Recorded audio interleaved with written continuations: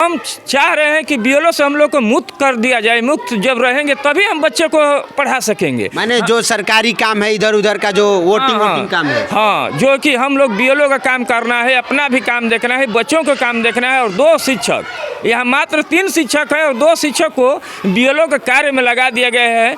तो हम लोग बीएलओ देखें या बच्चों को पढ़ाएं। पठन पाठन करने के लिए हम लोग को बीएलओ कार्य से, अन्य कार्य से मुक्त कर दिया जाए ताकि हम लोग पठन पाठन का काम कर सकें।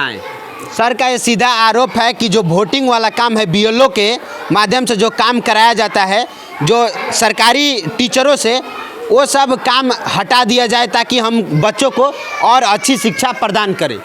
यही हम लोग का सोच है। के पाठक से हम लोग हाथ जोड़कर प्रार्थना करते हैं कि हम लोग को बीएलओ से मुक्त किया जाए।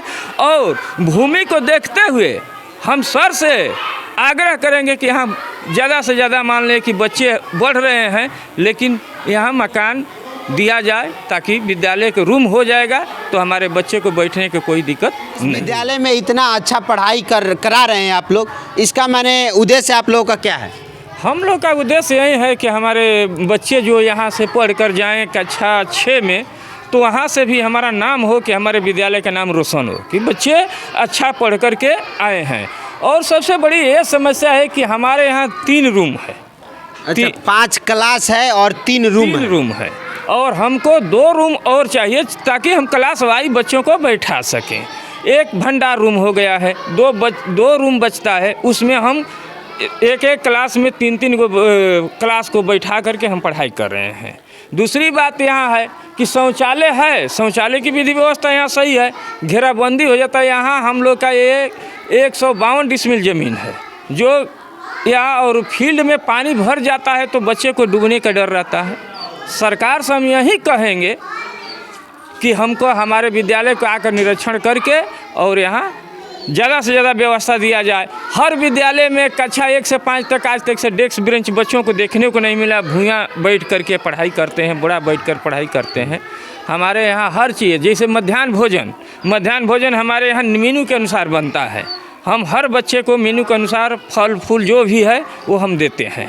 सर किसी दिन जैसे आज नहीं भोजन बना है, आपके पास जैसे कह रहे हैं कि गैस नहीं है जी, तो इसके माने क्या इसका पैसा बनवा सकते हैं? गोईठा पर भी बनवा सकते हैं? गोईठा पैसे सर्कुलर नियम नहीं है जो लागू हो गया है कि नहीं गैस पर बनेगा। तो गैस तोड़ा गया। हम नहीं थे, कहीं चले गए थे छुट्टी में।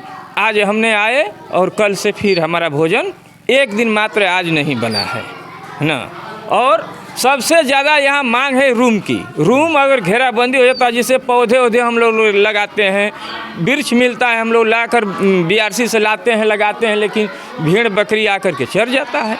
गांव के जो पशु हैं वो आकर चढ़ जाते हैं। हाँ, पशु लोग आते हैं, ले आते हैं और चरा देते हैं। यदि गेट बाउंड्री अगर यदि हो जाता है तो हमारे यहाँ सारा चीज़ पेड़ पौधा सुरक्षित रहेगा। और बच्चों के लिए रूम की आवश्यकता अति आवश्यकता है। रूम नहीं रहेगा तो हमारे बच्चे एक रूम में 3 क्लास लेकर बैठाते हैं। एक क्लास में 2 जैसे 4-5 को बैठाते हैं, इसमें 1, 2, 3 बैठाते हैं। एक भंडार गृह हो गया है जो उसमें चावल वगैरह ऐसे कबाड़ सबाड़ जो भी छोटा मोटा सामान है, किताब जैसे है वो सब रखते हैं। कबाड़ तो नहीं है हमारे विद्यालय में, लेकिन जो कुछ है उसमें रहता है, सामग्रियाँ कुछ भी नहीं। के पाठक सर का कड़ा से कड़ा नियम लग रहा है, आप भी जानते हैं। तो सर के पाठक सर से आप क्या कहना चाहिएगा? के पाठक सर से हम यही कहेंगे कि भूमि जहाँ है, खेल का मैदान भी लंबा है और यहाँ रूम की आवश्यकता है, अति आवश्यकता पहले रूम की है। हमारे यहाँ हम लोग 4 टीचर थे, 1 टीचर चले गए, अब 3 टीचर हैं। एक प्रधानाध्यापक हमेशा कुछ न कुछ हम लोग को बीएलओ से लेकर के सारे काम करना है, मध्याह्न भोजन देखना है, सारा रिपोर्ट देना है। तो 1 शिक्षक चले जाते हैं, बचते हैं 2 शिक्षक। और हमारे विद्यालय से 2 शिक्षक को बीएलओ में लगा दिया गया है, इसलिए उनका जिस दिन मीटिंग पड़ता है, मेरा भी मीटिंग पड़ता है, तो 1 ही टीचर बच जाते हैं।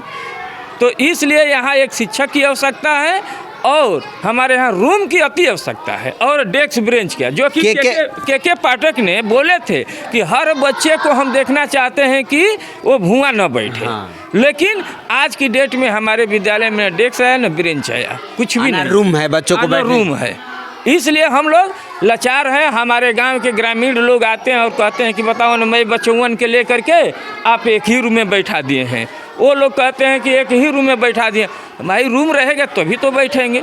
सरकार का नियम है कि 9 बजे से 4-5 बजे तक। हाँ, 9 बजे से 5 बजे तक को हम लोग को रहना है। दक्ष चल रहा है, मिशन दक्ष चल रहा है, जो कि बच्चे को 5 क्लास से 8 बच्चे और 2 क्लास से 5 बच्चे, इसी तरह से लेकर 24 माने जो कमजोर बच्चे हैं उनको पढ़ाना है। पढ़ाना है। हम लोग 5 बजे तक हम लोग को निरीक्षण प्रतिदिन दोपहर में आते हैं और निरीक्षण होकर तब जाते हैं। हाँ जाते हैं।